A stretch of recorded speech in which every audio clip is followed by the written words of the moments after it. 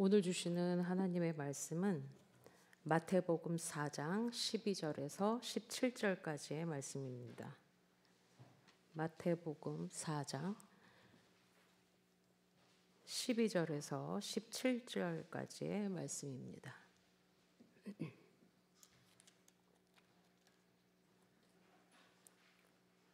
다 함께 읽겠습니다. 예수께서 요한이 잡혔음을 들으시고 갈릴리로 물러가셨다가 나사렛을 떠나 스불론과 납달리 지경 해변에 있는 가버나움에 가서 사시니 이는 선지자 이사야를 통하여 하신 말씀을 이루려 하심이라.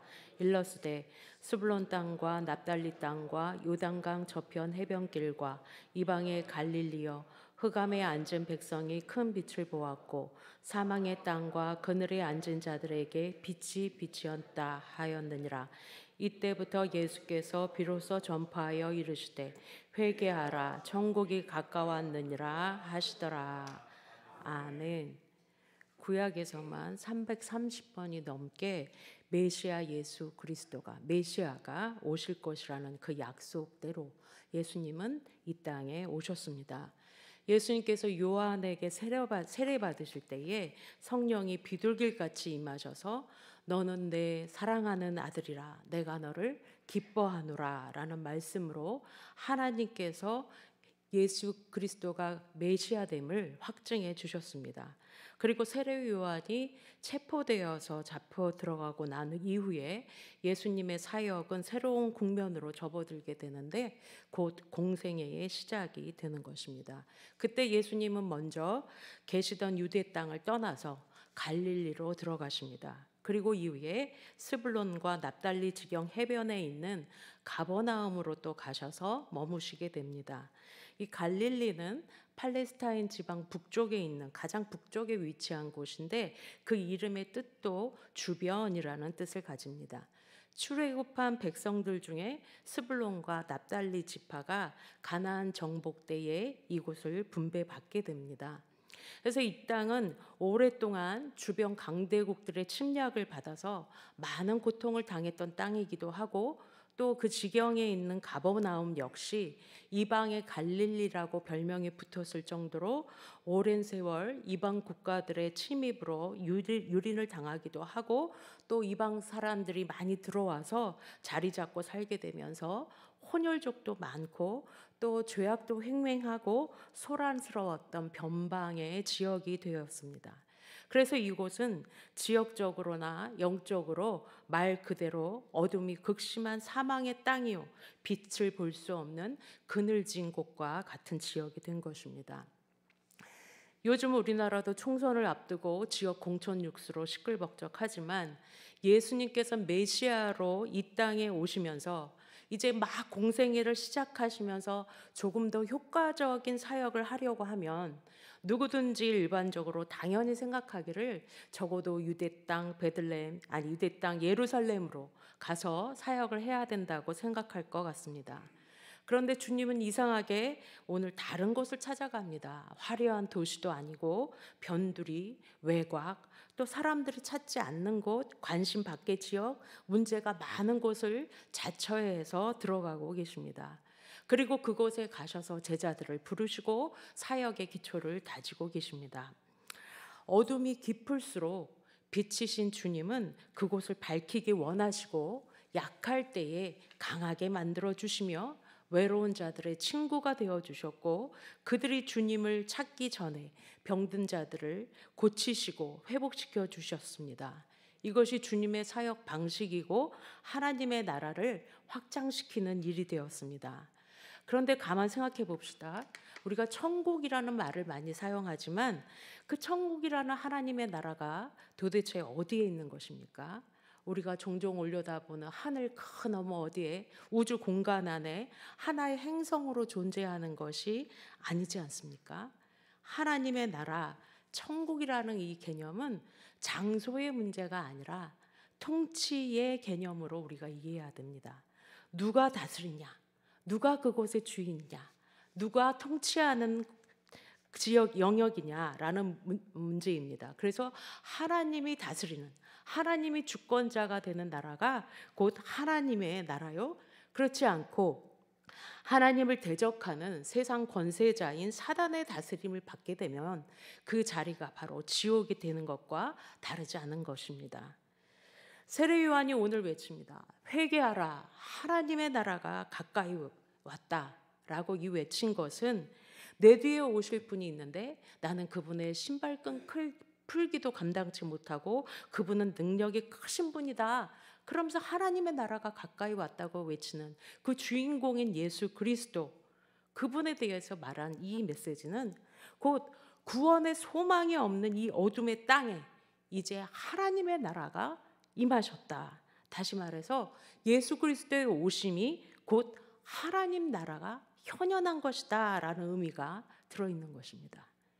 천국이 저 멀리 어디쯤인가에 있는 것이 아니라 이제 우리에게 직접 찾아 내려왔다라는 것입니다. 그러니 어둠의 일을 버리고 회개하라라고 외칩니다. 이와 똑같은 멘트를 예수님도 오늘 전하고 계십니다. 17절에 이때부터 예수께서 비로소 전파하여 이르시되 회개하라 천국이 가까이 왔느니라 하시더라. 여기에서 전파하다라는 이 단어의 원뜻은 선언하다 이런 뜻입니다. 그러니까 단순히 전달한다라는 개념이 아니고 이 주제에 대해서 사람들이 모여서 논쟁하거나 토의해 볼 만한 필요가 있는 주제가 아니라 분명한 진리의 사실을 선언하고 선포하고 계신 것입니다. 요한이 곧이어 등장하실 메시아를 사람들에게 소개하고 전달하는 역할을 했다고 하면 예수님이 하신 이 똑같은 메시지만 이 말씀은 그래, 너희가 기다리고 고대했던 그 하나님, 메시아 하나님의 나라, 그 나라가 바로 나다. 내가 너희 가운데 들어왔다. 내가 바로 그 실체다라고 선언하시는 것입니다. 내가 이 어둠과 사망의 땅에 와서 너희가 매여 있는 그 종노릇하던 그 사슬을 끊어내고 사단의 권세 아래 있던 죽음의 권세를 끊어내고 생명으로 너희에게 주려고 찾아왔다라고 선언하시는 것입니다. 그래서 하나님의 나라는 우리가 죽어서 가는 나라가 아니라 하나님의 다스림을 받아들이는 모든 사람들에게 지금 이 자리에서 실현되는 나라입니다.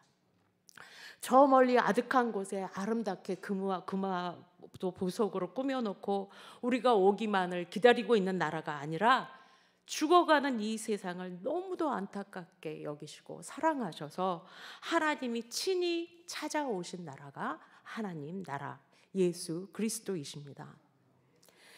하나님은 범죄한 아담을 찾아오셔서 아담아 네가 어디 있느냐, 너의 자리가 지금 어디냐, 너는 지금 누구의 다스림을 받고 있느냐 하시면서 불쌍히 여기셔서 무화과 나뭇잎을 벗기시고 구세주를 상징하는 가죽옷을 입혀주셨습니다. 동생을 향한 분이 가득한 가인을 찾아와서 죄가 문 앞에 엎드려 있다. 죄가 너를 원하지만 너는 죄를 다스릴지니라 하고 교훈도 해주십니다. 함께 본향을 낳았던 조카 롯에게 먼저 좋은 땅을 선택하라고 하고 떠나보냈던 아브라함을 찾아오셔서 눈을 들어서 너 있는 곳에서 동서남북을 바라봐라. 보이는 땅을 내가 너와 네 자손에게 주리니 영원히 이르게 하리라 말씀하시는 분이십니다. 아기를 갖지 못한 사라의 몸종 하갈이 아기를 먼저 갖게 되자 사라가 그녀를 멸시하고 그래서 결국 쫓겨내게 됩니다. 그래서 광야로 쫓겨난 이 하갈에게 그 황량한 광야에도 하나님은 찾아오십니다.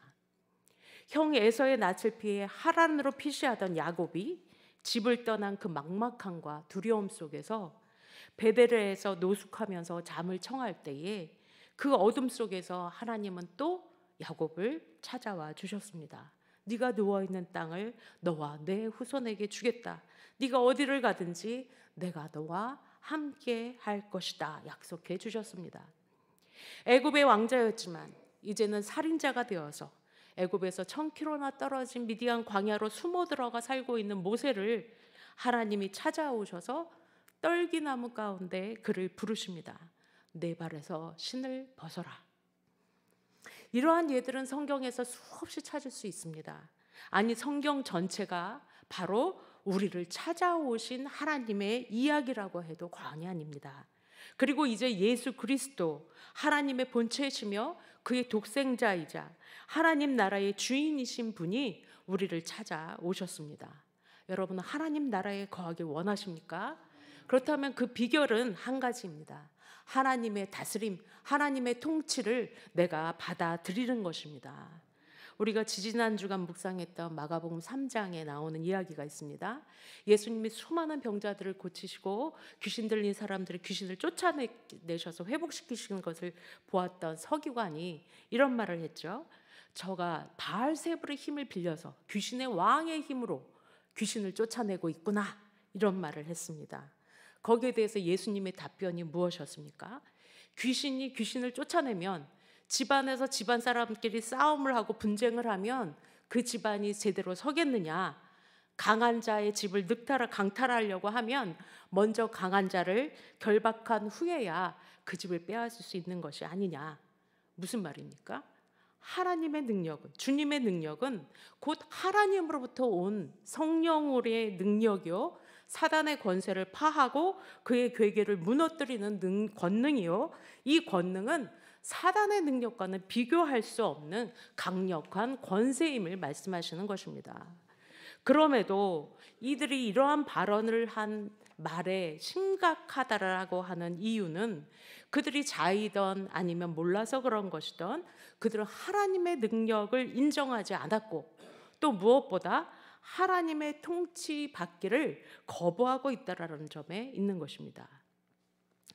사람들은 말합니다. 나 안 그래도 잘 나가고 있으니 굳이 아쉬울 게 없어. 그러니 하나님이 나한테는 필요하지 않아. 아니, 오히려 하나님의 존재가 내 인생에는 걸림돌이요, 불편한 존재가 된다고 느끼는 사람들이 많이 있습니다. 이들에게 있어 주님은 자기에게 돌아와야 될 인기나 칭송을 가로채는 존재가 예수요, 또 내가 내 인생의 주인으로 살아가는데 회방을 놓는 사람이고 괜시니 끼어들어서 이래라 저래라 이거 된다 안 된다 간섭하는 존재로 예수를 여기는 것입니다. 하나님의 통치를 받지 않아도 나는 상관없다 하는 인생들입니다.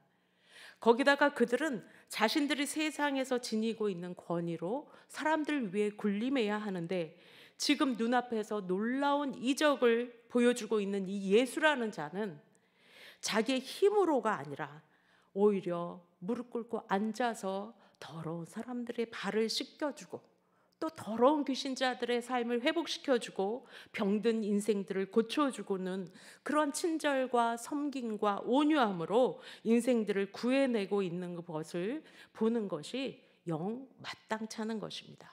그 능력을 인정하고 싶지 않은 것입니다. 하나님의 나라는 기쁨과 평강이요, 사람을 살리는 일과 섬김, 친절과 온유, 화평과 사랑입니다. 하지만 사단이 다스리는 영역은 분열과 전쟁, 어둠과 죽음, 낙심과 절망, 사랑과 미움입니다. 곧 하나님이 하시는 일은 생명이요, 살리는 것이요, 사단의 목표는 사람으로 하여금 사망에 이르게 하는 것입니다.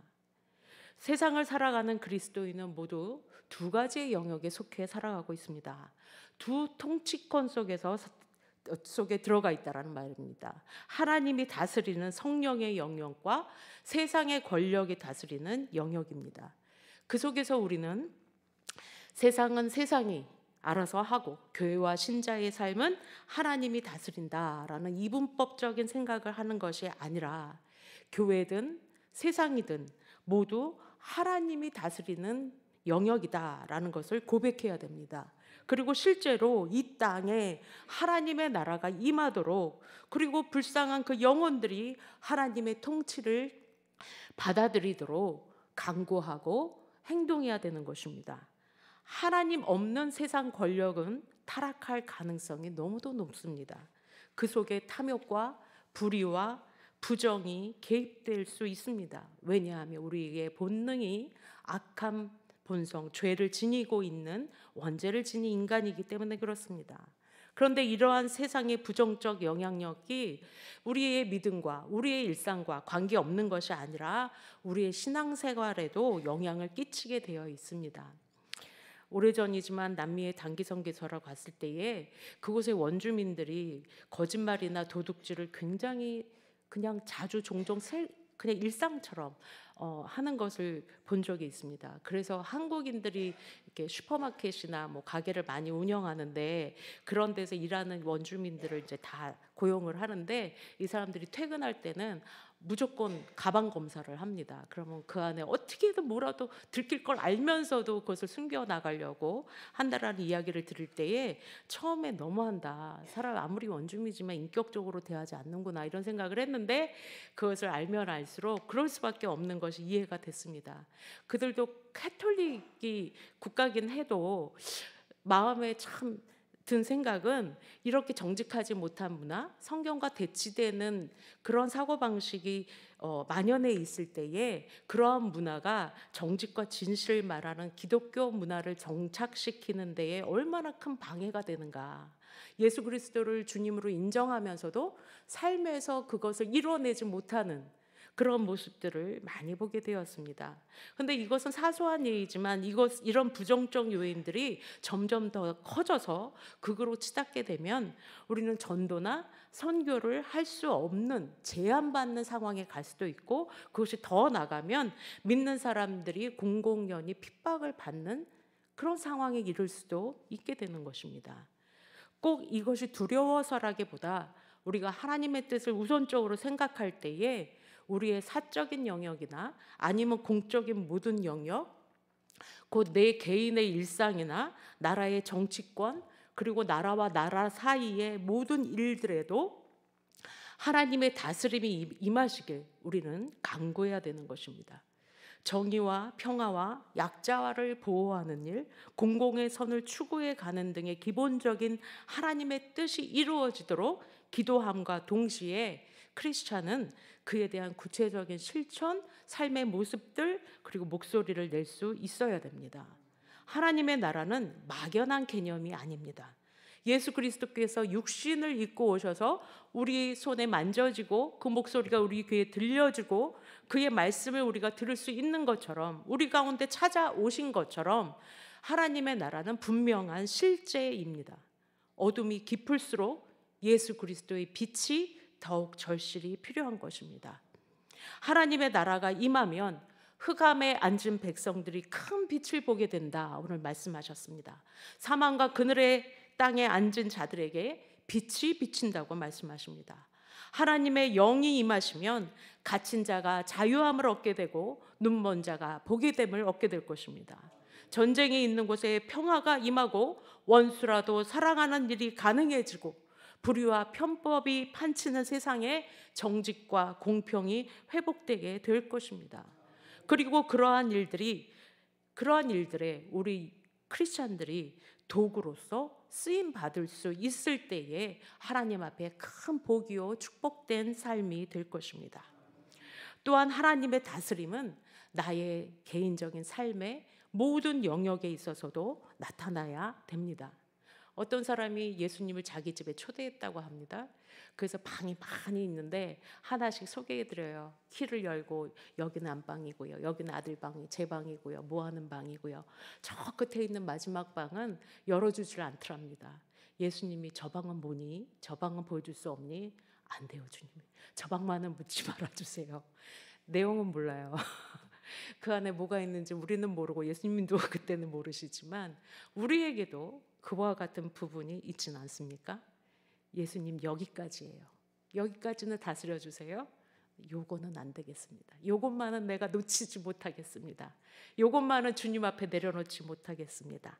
혹시 그러한 부분이 있지는 않은지 살펴보았듯이 예수님은 자신의 공생의 시작과 사역을 위해서 갈릴리, 가버나움과 같은 어둠의 땅, 소외되고 멸시받는 땅, 혼돈의 땅으로 들어가서 생명과 구원의 사역, 치유와 회복의 사역을 하셨습니다. 우리의 연약함과 괴로움과 온갖 죄악이라고 할지라도 예수님은 그것조차 주님께 내어드리기를 원하십니다. 그곳에 주께서 역사하시사 성령으로 다스리시기를 원하셔서 우리를 찾아오셨습니다. 스스로 천국을 향해 갈 힘조차 없는 사람들을 위해서, 자격 없는 사람들을 구해 주시기 위해서 하늘이 이 땅에 내려오신 것입니다. 성전 문 앞에서 구걸하던 안진뱅이는 단 몇 푼을 구했지만 베드로는 그에게 금과 은은 내게 없지만 내게 있는 것으로 너에게 주노니 예수 그리스도의 이름으로 일어나 걸어라 하면서 그저 동전 몇 번 한 끼의 식사를 할 만한, 하루를 즐겁게 보낼 만한 돈에 그친 것이 아니라 그의 인생을 바꾸는 역사를 허락해 주셨습니다. 예수님은 차마 가까이 가지도 못하고 멀리 뽕나무 위에 올라가서 예수님을 보면서 구원을 바라던 그 외로운 외톨이 삭케오의 이름을 부르시고 찾아가 그의 집에 머무시고 함께 음식을 나누시고 대화를 하시면서 그의 외로움뿐만 아니라 그의 열등감, 죄책감, 그 모든 마음의 감정과 또한 그의 삶 자체, 탐욕으로 물들어서 한 푼이라도 더 챙기려 했던 그가 이제 다른 사람을 돌아보고 나누는 자로 그의 인생을 바꾸어 주셨습니다. 이웃에게 먼저 다가가는 인생으로 바꿔 주셨습니다.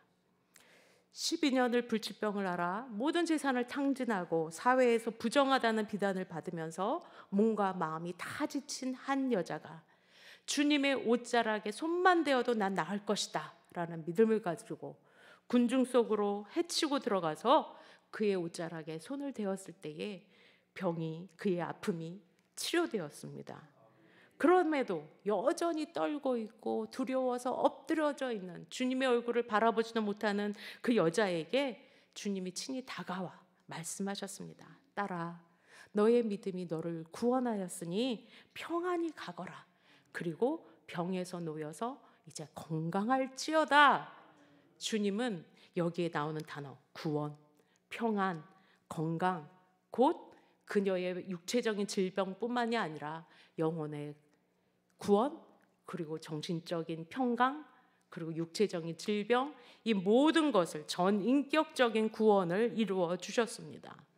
하나님의 나라는 그렇게 우리에게 임하십니다.